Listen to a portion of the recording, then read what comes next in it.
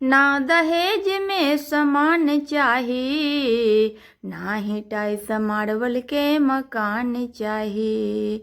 सुनी अगुआ महान बाटी कयार मान, सुनी अगुआ महान बाटे एक यार मान। समधिनिया जवान चाही, समधिनिया जवान चाही। सुनी अगुआ महान बाटे एक यार मान, समधिनिया जवान चाही, समधिनिया जवान चाही। ना चाहिए एसी कूलर, ना चाहिए टीवी, पढ़ल लिखल चाही मोर बबुआ के बीवी, पढ़ल लिखल चाही मोर बबुआ के बीवी। उनकर रूप रूपवान चाही, उनकर गुण गुणवान चाही।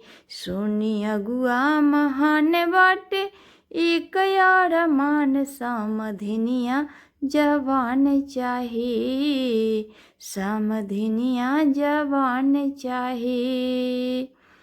भले काम दीह दूगो रुपया दहेज में, भले काम दीह दूगो रुपया दहेज में, रख मोर बबुआ के अपना करेज में, रख मोर बबुआ के अपना करेज में। नीमन कुल खानदान चाही, एगो साली सियान चाही। सुनी अगुआ महान बाटे एक यार मान, समधिनिया जवान चाही, समधिनिया जवान चाही। सुनी अगुआ महान बाटे एक यार मान, सुनी अगुआ महान बाटे एक यार मान। समधिनिया जवान चाही, समधिनिया जवान चाही।